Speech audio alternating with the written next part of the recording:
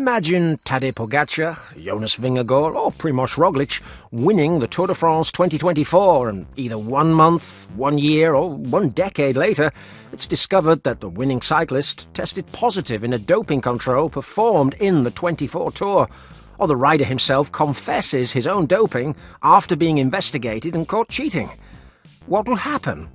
Highly speculative, I know, but what would happen? Well, we'll explore this hypothetical situation in this video, so you will find out.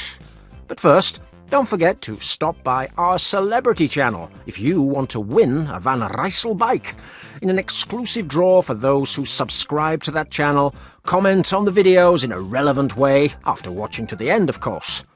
The link is in the pinned comment, and the result will be there, announced for all, after this exciting Tour de France concludes. Now, the history of the Tour de France is full of doped winners.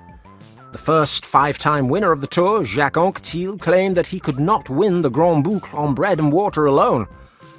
The great Eddy Merckx, he won his first Tour de France by nearly 18 minutes, just weeks after testing positive for amphetamines in the Giro d'Italia. The guy who eventually beat him, Bernard Thévenet, claimed that he was doped to the gills with cortisone, and it ended up destroying his knees and shortening his career as a pro. Primoz Delgado, he tested positive for probenecid in 1988, but as the substance was not yet banned by the UCI, not until the following year, he was still able to raise his arms in Paris. His teammate, Enevitt Indurain, won 5 consecutive Tour de France, under the treatments of Dr. Conconi. And then there were accusations from the always clean Greg LeMond that Big Mig was doped to the gills with EPO. Oh, and from then on, chaos ensued. With Jean-Marie Leblanc as director of the Tour de France, we lived through cycling's darkest epoch, haunted by an inability to determine doping positives. It's true that EPO could not be detected in the controls until 2001, but we could observe how our friend of the channel, Bjarne Riis, his teammate Jan Ullrich, the poly-drug addict Marco Pantani, and on 7 occasions the guy with 1 egg, Lance Armstrong, could all win doped up to the eyebrows and without any consequences for them. In 2005, the year in which Jean-Marie Leblanc left the Tour de France management, by which time the Italian pirate had sadly passed away, the rest maintained their status as yellow jersey race winners. Yes, Leblanc had to live through the Festina affair, the first big scandal in cycling that went beyond purely sporting information, but he never really fought against doping. It was all uncovered by a vindictive tip-off from Cyril Guimard. Leblanc was not the least bit interested that hundreds of cyclists were doping, and the persecution of cyclists was a mere pantomime to try to save the Tour, something that was reflected in a shameful embrace with our Danish friend in a bid to end the arrests of the riders. However, the fans stopped believing in their heroes. They saw that they were all doped monsters, and this created a snowball effect, one which grew bigger and bigger in Christian Prudhomme's first epoch as director of the Tour de France. Prudhomme had to deal with Operation Puerto almost as soon as he took over. Suddenly, Berillo and Jan Ullrich were the 2 red-hot candidates for winning his first Tour as director. They were expelled. Can you imagine that with Jonas and Tadej today? Before you laugh, let me say that Prudhomme did take the fight against doping much more seriously in his early days. In fact, he didn't hesitate to take the yellow jersey away from the doping stoner Floyd after his embarrassing display on the road to Morzine, and he gave it to the stage vendor Oscar Pereiro months later. The following year, he sent home several dopers, and he pressured Rabobank to expel the race leader, the chicken, Michael Rasmussen, and that after he'd won on the Obisque brilliantly. Do you think that would happen today? Oh, and then there was 2008, the year when they went after the current most powerful team in the world, Saunier Duval, and they were the Cobra and the Bison and the hilarious Piepoli, after their exhibitions doped up to their eyebrows with Masira. Oh, and dozens of cyclists were sanctioned, including teammates of the White Kenyan, or even cyclists who'd stood on the podium in Paris. In 2009, Lance returned, but no one had the balls to expel him for doping. And then in 2010, Prudhomme returned in charge, and took the yellow jersey away from Alberto Contretrol back when he was still a carnivore, and the peloton knew him by the sobriquet Alberto Clembutador.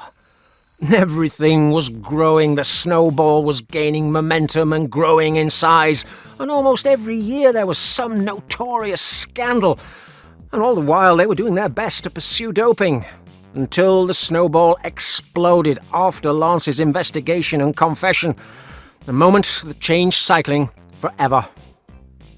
That the best cyclist of the 21st century had confessed his doping and exposed all his cheating, how systematic doping was implemented in US Postal, or in short, how professional sport is, well, it exposed not only Lance, but it lifted the lid on the entire sport. Armstrong moved lots and lots of fans who believed in clean sport, and they brought lots and lots of money. And so the audiences dwindled. There were losses for the Tour de France as people walked away disillusioned, except for England, where they could continue to see their clean sky of Drs. Geert Leinders and Richard Freeman winning every Tour de France between 2012 and 2019, except for one that was won by a client of the same doctor that Lance Armstrong had enjoyed the services of. But then the cases emerging concerning doping were old ones. There were retrospective analyses from the 1998 Tour de France. Or what if 10 years later we sanctioned the winner of the 2011 Vuelta, who's a nobody? What if we put the spotlight on the doped Rabobank of the 90s? Or even had Steven Rooks confessing his doping from 1988? However, doping positives among the great riders of the current peloton disappeared. Contretrol, persecuted to the hilt between 2006 and 2010, could now put on a show, and he took a Vuelta a España in 2014. There was the YouTuber Chris Horner, Lance's teammate, who won a histrionic Vuelta at 42 years of age. There was Pete Valverde, caught in Operation Puerto and sanctioned in 2009, but he won the World Championship at 38 years of age, as well as numerous Liège and Flèche Wallonne.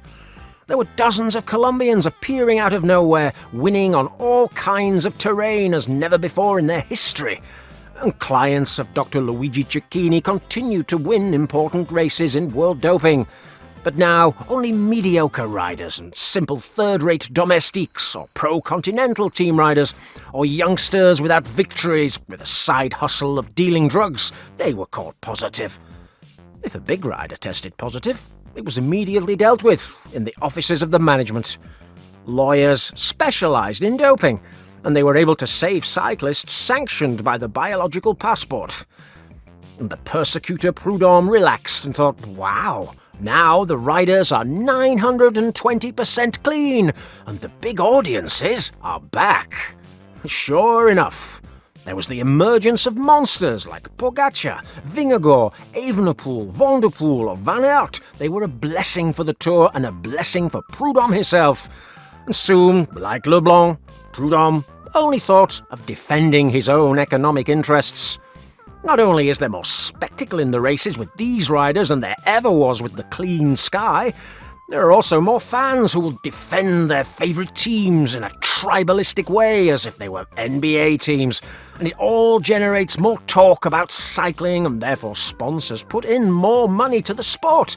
We're back to the time of Lance in terms of fan enthusiasm, back to the time when Sheryl Crow's lover managed to cover up doping positives by talking directly to the president of the UCI. We're back to the happy times when nothing happens and nothing will happen. Because even if any great cyclist is caught doping, it will be hidden. And if by any chance they find out, well, the cyclist lawyers will be on the job, toot sweet, and they'll defend him, and Prudhomme will support him, because he doesn't want more scandals in cycling. After Lance's confession, he wants to have definitively moved on to a new clean era, where new records are broken, and all thanks to aerodynamic bras, for example. And if they find out later, well, nothing will happen. I mean, look, Riis, Ulrich, Pantani are still official Tour de France winners, even though everyone knows they were doped. And Lance, yes, the same one who was officially stripped of his Tour winners' titles, He still has the 7 Tour de France Winners' Cups at home because, as he himself said, no one has come running along hammering on the door to take them away from him. Large-scale doping is over, at least as long as Christian Prudhomme remains in charge.